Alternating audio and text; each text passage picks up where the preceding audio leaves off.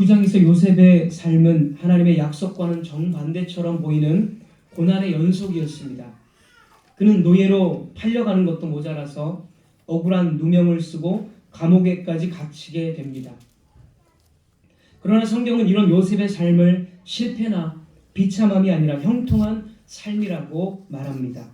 여기서의 형통이란 고난이 없는 성공이 아니라 어떤 환경 속에서도 하나님이 함께 하시며 그분의 임재와 은혜가 삶 가운데 드러나는 상태를 뜻합니다. 요셉의 고난 속에서도 하나님은 처음부터 끝까지 함께 하시는 분이셨습니다. 이것은 아브라함과 이삭, 야곱, 이스라엘 백성, 여호수아에게 반복되었던 하나님의 약속이며 임마누엘로 불려지신 예수 그리스도를 통해서 완전히 성취되었습니다. 예수님의 십자가와 부활로 하나님과 우리 사이를 가로막던 죄의 담이 허물어졌고 성령께서는 믿는 자 안에 영원히 거하시며 지금도 우리와 함께 하십니다. 그러므로 성도의 고난은 더 이상 하나님의 진노나 버림의 증거가 아니며 고난 중에서도 하나님과 함께하는 삶 자체가 가장 큰 축복이자 참된 형통입니다. 이제 창세기 40장에 넘어오면 40장에서 요셉은 여전히 감옥에 있고 이 40장은 처음부터 끝까지 꿈이라는 사건에 집중을 하는데 그 꿈들은 요셉의 상황을 직접적으로 바꾸는 꿈도 또 그의 미래를 즉각적으로 드러내는 꿈도 아닙니다. 그래서 우리는 이 40장에 요셉이 40장에 나오는 이 꿈 사건들이 요셉의 인생과 어떤 관련이 있는지를 곧바로 파악하기가 어렵습니다. 그런데 자세히 살펴보면 이 꿈 사건이 일어나는 공간과 인물들이 아주 심상치 않습니다. 요셉이 있는 이 감옥은 창세기 39장 20절에 의하면 아무 죄수나 모아둔 곳이 아니라 왕의 죄수들을 가두는 장소입니다. 왕의 죄수들. 이것은 창세기 40장의 사건이 그러니까 40장이 요셉의 이제 옥살이 중에 꿈에 대한 어떤 이야기인데 창세기 40장의 사건이 이 왕의 죄수를 가두는 이 장소가 창세기 40장의 사건이 바로 이렇게 바로 왕과 맞닿아 있음을 은근히 드러내고 있는 것입니다. 이어서 40장에 보면 술 관원장과 떡 관원장이 죄를 지어서 요셉이 있는 감옥으로 들어옵니다. 술 관원장은 왕이 마시는 이 술에 이 암살을 하려고 이렇게 독을 타서 그런 섞이지 않았는지를 먼저 확인하는 그런 것을 확인하고 그래서 왕에게 올리는 역할을 했고 떡 관원장은 역시 왕의 음식을 준비하고 뭐 어떤 암살자들이 독을 타지 않았는지 이 모든 왕의 건강을 책임지는 그런 음식에 대한 관리를 하는 사람입니다. 그래서 이 두 직분 모두 다 왕의 생명과 식탁을 책임졌던 왕의 핵심 측근들로서 그들은 언제나 왕 가까이에서 조언할 수 있는 사람들이었습니다.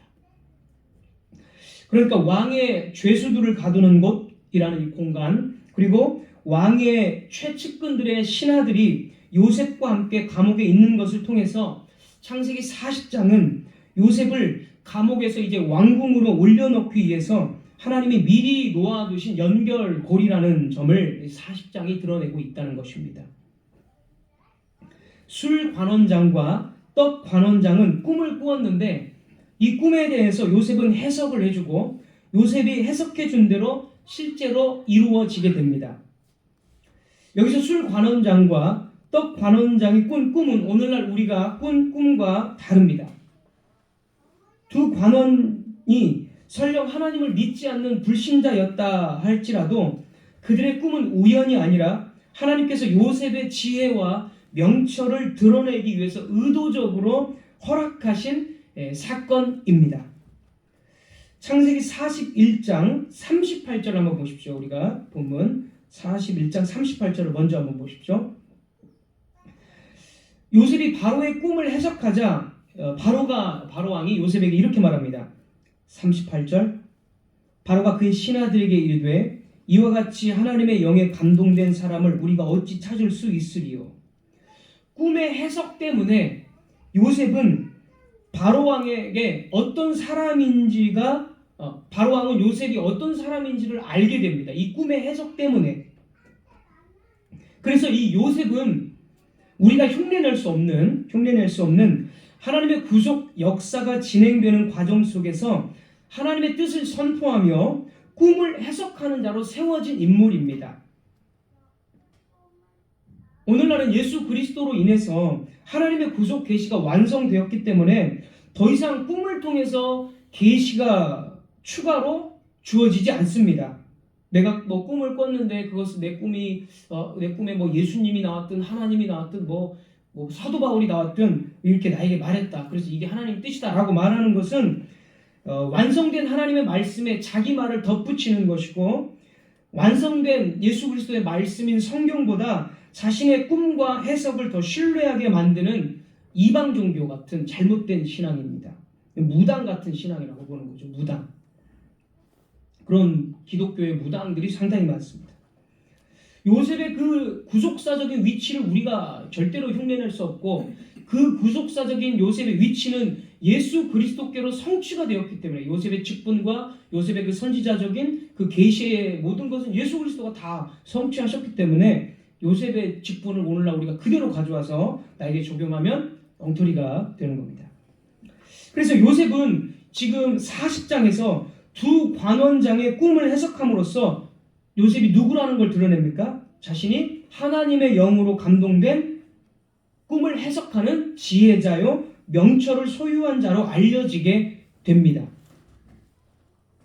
그러니까 40장에서 두 관원장의 꿈을 해석하는 요셉은 41장에 있을 바로의 꿈을 해석할 수 있는 유일한 사람이라는 것을 40장이 드러내주고 있는 겁니다. 그게 40장의 역할이에요.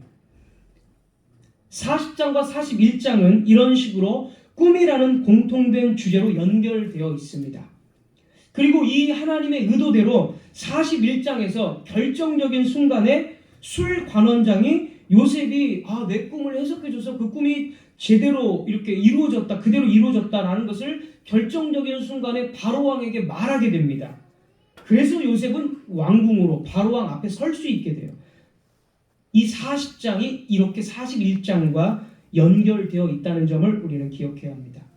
이제 41장으로 넘어오겠습니다. 41장에서 바로왕은 두 번의 꿈을 꿉니다. 우리가 읽지는 않았지만 본문이 길어서 1절에서 4절까지 한번 보겠습니다. 바로왕의 꿈 1절에 41장 1절에서 4절.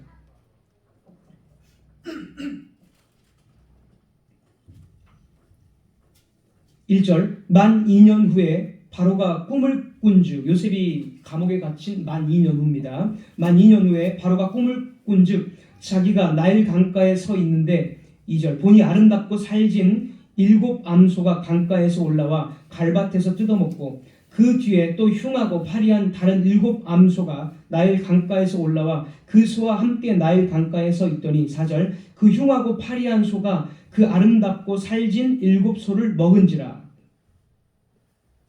바로왕은 꿈에서 나일 강가에서 아름답고 살찐 7 암소가 나왔고 바로 이어서 흉측하고 뼈만 앙상하게 남은 7 암소가 나온 것을 봅니다.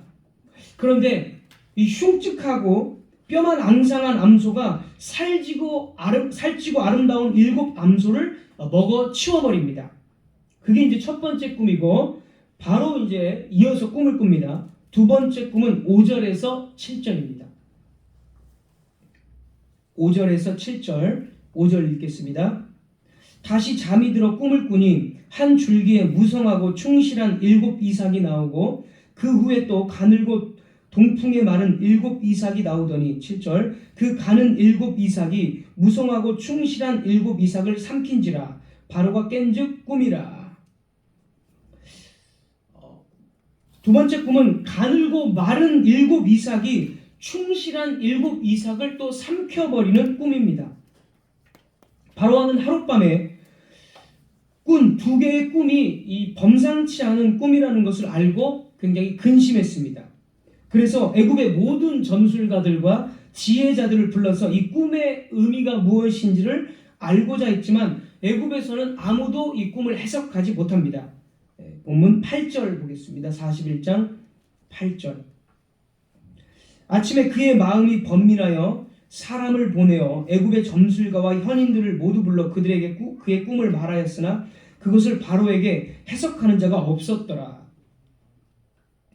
바로왕의 꿈 역시 불신자였지만 이 바로왕이 꾼 꿈은 하나님께서 하실 일을 애굽 전역에 하실 일들을 보여주신 계시입니다. 32절이 그렇게 말하고 있습니다. 우리 보면 32절도 보겠습니다. 바로께서 꿈을 2번 겹쳐 꾸신 것은 하나님이 이 일을 정하셨습니다. 하나님이 속히 행하시리니. 하나님께서는 요셉을 바로왕 앞에 세우기 위해서 바로왕에게 꿈으로 일어날 일을 계시하셨습니다. 따라서 우상 숭배자들인 애굽의 점술가들이 하나님의 계시를 절대로 알 수가 없습니다. 하나님의 신에 감동된 요셉만이 하나님의 계시로서의 이 꿈을 해석할 수 있는 유일한 사람입니다. 그게 40장에 나왔고 41장에서 이제 그렇게 또 해석을 해주는 겁니다. 애굽에서는 아무도 꿈을 해석하지 못하자 이제 왕의 측근인 술관원장이 바로왕에게 말을 합니다.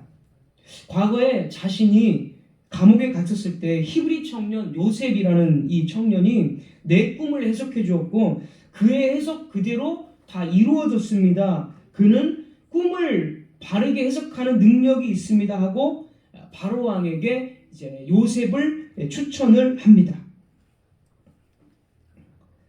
이미 40장에서 요셉을 그렇게 성경이 하나님이 드러내 주셨기 때문에 41장에서 결정적인 순간에 이 술관원장이 왕에게 요셉을 추천한 것입니다.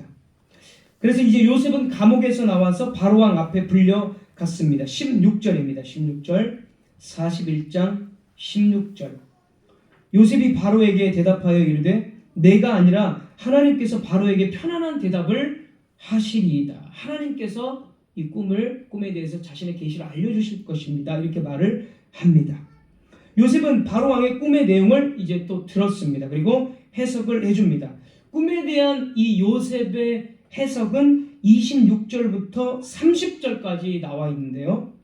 26절부터 30절까지 나온 대로 7 살찐 암소와 7 풍성한 이삭은 각각 이 7 살찐 암소는 7년의 풍년, 그리고 아주 흉악하고 뼈만 남은 7 암소는 흉년, 또 아주 풍성한 7년의 7 이삭은 역시 풍년, 7년의 풍년, 아주 마른 7 이삭은 7년의 흉년을 말하는 것입니다. 29절 30절만 한번 읽겠습니다. 29절 30절.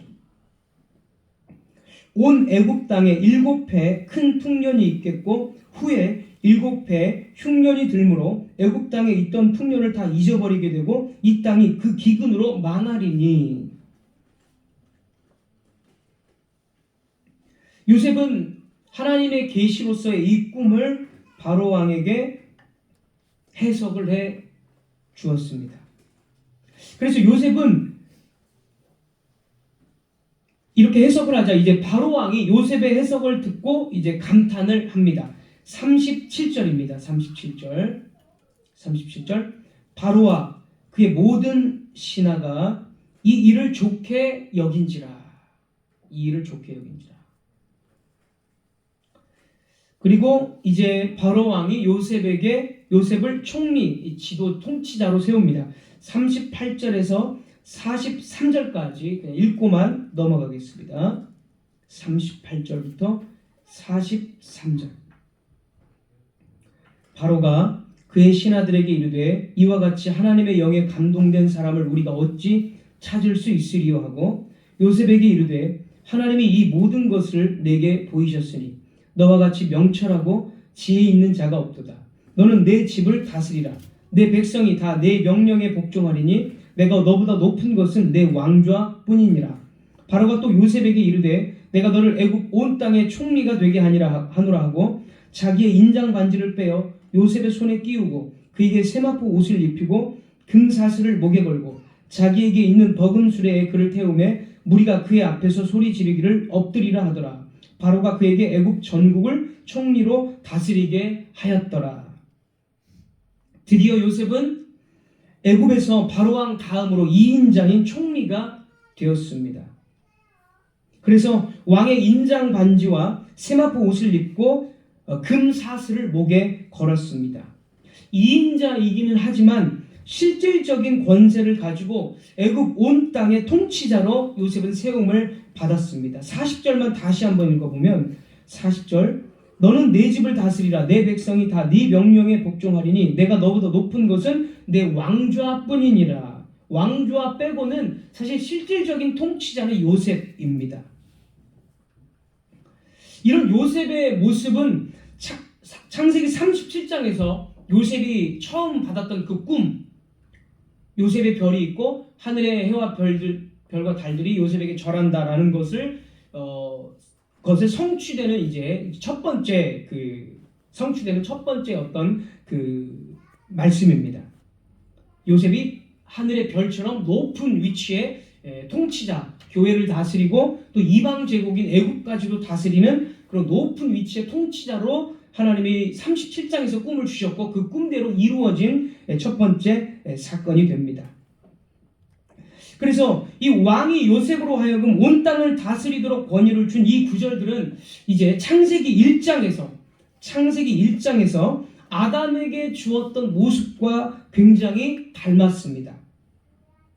창세기 1장에서 아담이 온 땅을 다스리기 위한 하나님의 통치자로 지음받았던 것처럼 요셉은 여기에서 바로의 온 땅을 다스릴 통치자로 세움을 받았습니다. 그래서 요셉은 실패한 창세기 3장에서 실패한 아담을 성취하는 새로운 아담입니다. 이 부분이 이제 조금 여러분에게 좀 어려울 수 있는데요. 신학적으로 이런 부분들이 이제 여기에만 나타나는 게 아니라 이제 일관적으로 쭉 나타나기 때문에 지금부터 제가 좀 설명을 좀 드리겠습니다. 창세기 3장에서 이 첫 번째 아담은 사단의 유혹을 이기지 못하고 선악과를 먹음으로써 하나님께 반역했습니다. 그러나 요셉은 먼저 39장 9절을 한번 보시기 바랍니다. 39장 9절로 한번 넘어가겠습니다. 앞장으로 39장 9절.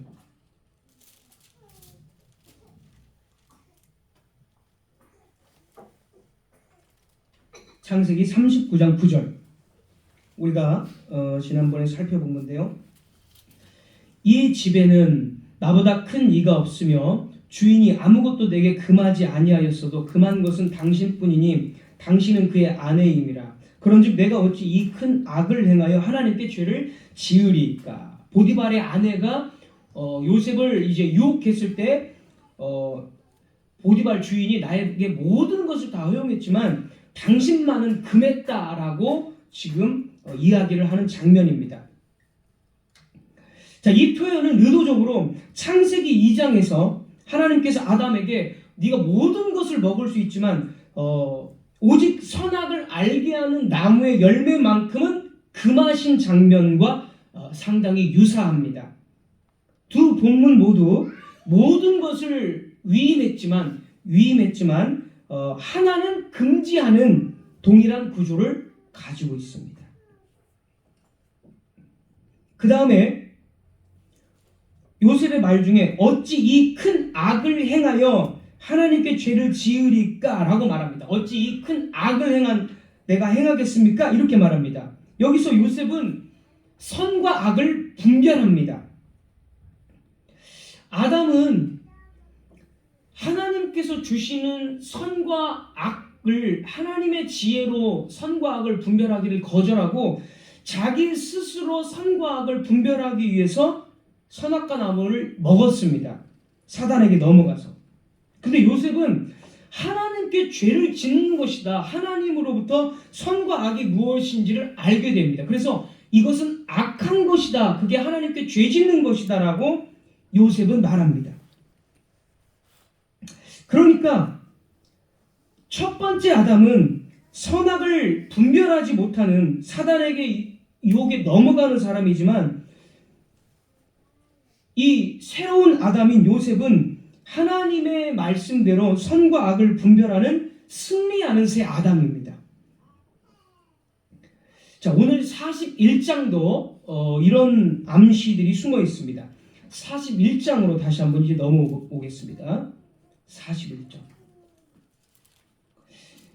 바로가 이제 꿈에 대해서 이야기할 때 살찐 암소들을 보기에 아름답다라고 말합니다. 아름답다 이제 토브입니다. 창세기 1장에 나오는 토브, 선하다 이런 뜻이죠. 그 다음에 이어서 나온 마른 암소들을 보기에 흉악하다라고 말합니다. 악하다, 선과 악, 히브리어 라입니다. 라. 그래서 토브와 라, 선과 악 이것을 이야기를 합니다.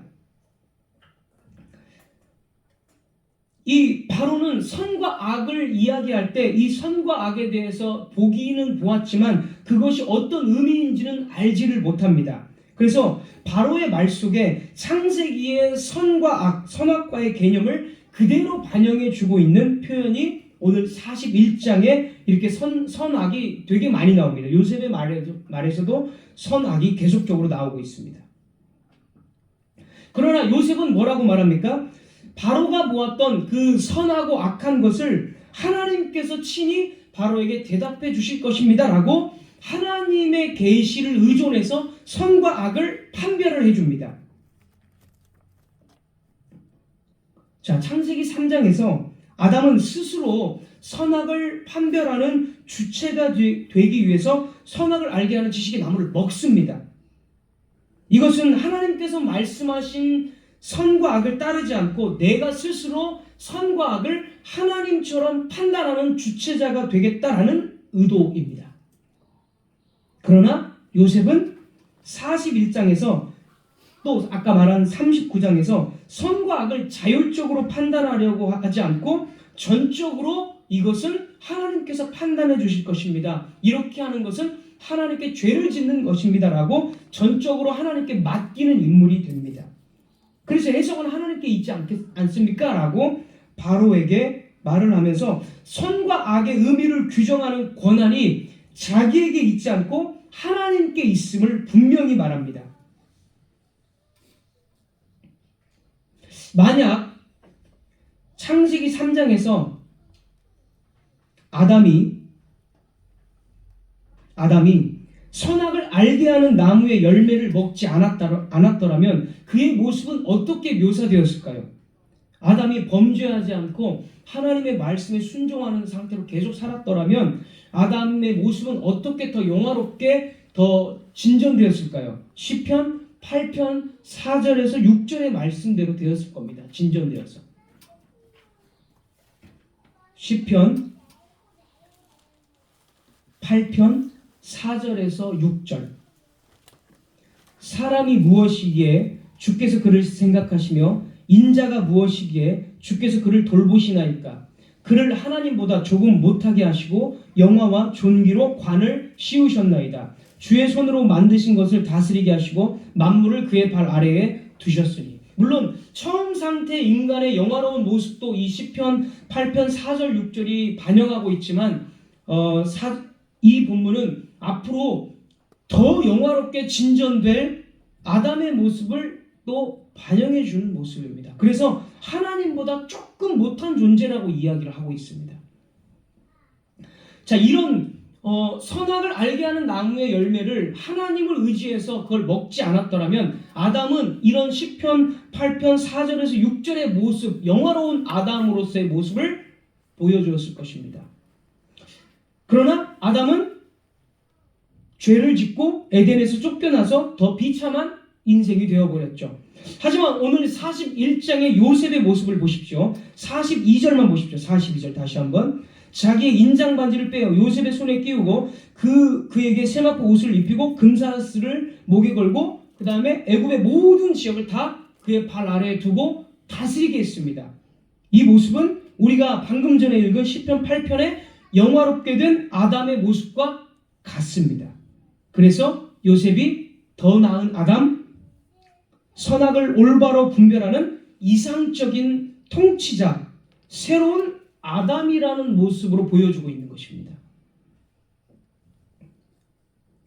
요셉은 그냥 통치자가 아니라 실패했던 아담을 성취하는 이상적인 왕, 이상적인 통치자의 모습을 보여주고 있습니다. 그래서 39장과 41장에서 계속 창세기 3장에 실패한 아담을 성취하는 새로운 아담이라고 요셉을 계속 제시해주고 있는 것입니다. 자, 이런 모습들은 계속 언약의 역사가 지나면서 계속 반복됩니다. 특별히 다윗도 그렇지만 솔로몬에게서 분명하게 또 드러납니다. 솔로몬 열왕기상 3장 9절입니다.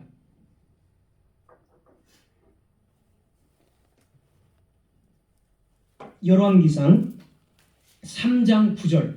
솔로몬이, 우리가 잘 아는 본문이에요. 솔로몬이 왕이 된 직후에 하나님께 부와 장수나 원수 갚을 능력을 구하지 않고 지혜를 구하죠. 근데 잘 보십시오. 이 구절에 이 지혜가 사실 무엇인지가 이제 오늘 제가 강조하는 것만 파악하시면 그 지혜가 어떤 것인지를 바로 드러납니다. 열왕기상 3장 9절 제가 읽겠습니다. 열왕기상 3장 9절. 누가 주의 이 많은 백성을 재판할 수 있사오리이까? 듣는 마음을 종에게 주사 주의 백성을 재판하여, 보십시오, 재판하여 선악을 분별하게 하옵소서. 선악을 분별하게 하옵소서. 아담은 선악을 스스로 분별하고자 선악과 지식의 열매를 먹었습니다. 요셉과 솔로몬은 어떻습니까? 자기 스스로 선악을 분별하지 않아요. 하나님, 나에게 지혜를 주십시오. 다른 본문에서는 지혜를 달라고 하죠. 근데 여기서는 지금 선악을 분별하게 해달라고 합니다. 하나님, 나에게 지혜를 주십시오. 내가 선악을 분별할 수 있도록 하나님 나에게 그 지혜를 주십시오. 이렇게 말해요. 그러니까 솔로몬은 선악을 자율적으로 판단하지 않고 하나님께서 주신 대로, 하나님의 지혜대로 내가 선악을 판별하겠습니다 하고 하나님을 의지해서 선악을 판별하겠다고 말합니다. 선악과 나무를 직접 자기가 취하지 않고 하나님께 맡긴다는 뜻이에요. 그러니까 솔로몬 역시 요셉과 같이 새로운 아담으로서의 솔로몬입니다. 그래서 솔로몬이 엄청나게 부귀영화, 이런 금이 얼마고 예를 들어서 엄청난 부와 지혜와 온 땅을 이스라엘뿐만이 아니라 블레셋, 모압 다 다스리잖아요. 그게 아담을 성취하는 새로운 아담이기 때문에 온 땅을 다스리는 겁니다. 솔로몬은 타락한 아담의 길을 가지 않고 새로운 아담으로서 하나님만을 의지해서 이스라엘을 다스리는, 선과 악을 분별하겠다는 그런 기도를 했습니다. 그래서 당연히 그 기도를 기뻐하시고 들어주시죠. 하나님께서. 하나님의 뜻에 합당한 기도이니까. 아담이 거부했던 그 기도를 솔로몬이 하니까 당연히 하나님은 들어주시는 겁니다. 그래서 아담, 요셉, 솔로몬으로 이어지는 흐름 속에서 공통적인 주제가 드러납니다. 타락한 아담은 선악을 스스로 취하려 했고 실패했지만 요셉과 솔로몬은 선악의 이 판단권을 하나님께 맡김으로써 참된 통치자, 이상적인 왕, 새로운 아담으로 세워진 것입니다. 따라서 오늘 창세기 41장의 통치자 요셉의 모습은 창세기 1장의 이상적인 통치자로 세움받은, 타락하기 이전에 이상적인 통치자로 세움받은 아담을 돌아보게 할 뿐만 아니라 장차 모든 민족들을 통치하실 궁극적인 통치자를 예표하는, 바라보는 인물이 되는 것이죠. 바로 예수 그리스도께서는 아담처럼 스스로 선과 악을 취하려 하지 않으시고 요셉과 솔로몬과 같이 선과 악의 판단을 전적으로 하나님 아버지께 맡기신 분이십니다. 그래서 그분은 광야에서 사탄의 시험을 받으실 때에도 하나님의 말씀을 기준으로 악을 물리치셨고, 십자가 앞에서도 자신의 뜻이 아니라 아버지의 뜻이 온전히 이루어지기를 원하옵나이다 라고 기도하셨습니다. 그 결과 예수 그리스도는 낮은 모습으로 이 땅에 오셨지만, 그래서 낮은 모습으로 고난을 당하셨지만 그렇게 참된 순종을 했을 때는 하나님께서 어떻게 하시죠? 높여주십니다. 요셉을 고난 속에서 높여주신 것처럼 예수 그리스도의 그 고난, 하나님 아버지의 뜻만을 드러내고 그분께 모든 것을 맡겼을 때 고난 속에서 예수 그리스도는 이제 지극히 높으신 통치자로 세움을 받게 됩니다. 신약 성경에 엄청나게 많지만 대표적으로 빌립보서 2장 9절 10절입니다. 빌립보서 2장 9절 10절. 이러므로 하나님이 그를 지극히 높여 모든 이름 위에 뛰어난 이름을 주사. 10절. 하늘에 있는 자들과 땅에 있는 자들과 땅 아래에 있는 자들로 모든 무릎을 예수의 이름에 꿇게 하시고. 영화롭게 된 예수 그리스도, 이 모습은 어떤 말씀의 또 성취일까요?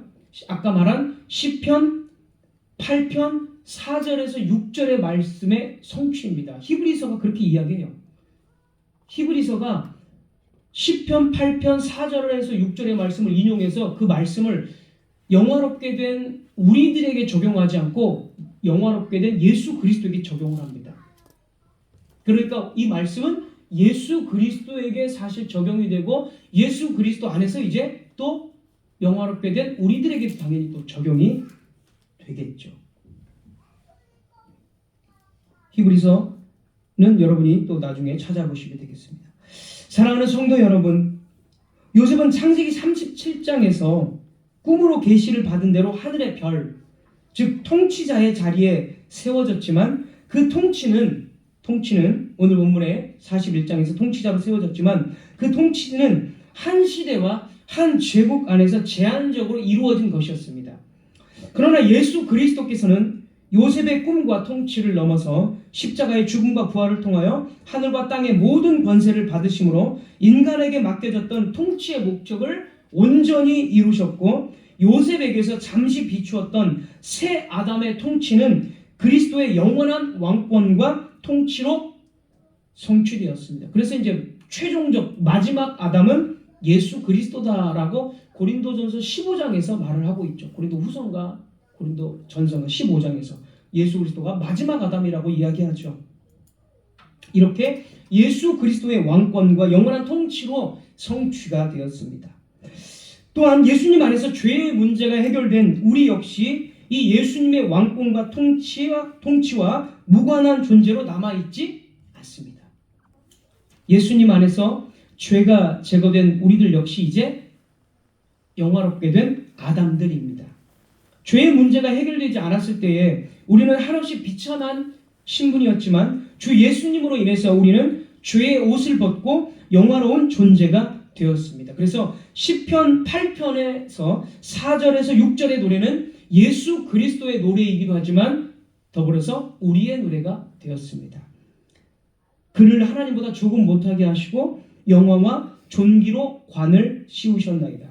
주의 손으로 만드신 것을 다스리게 하시고 만물을 그의 발 아래에 두셨으니. 성도 여러분, 타락한 아담 안에 있는 인간의 삶은 어떻습니까?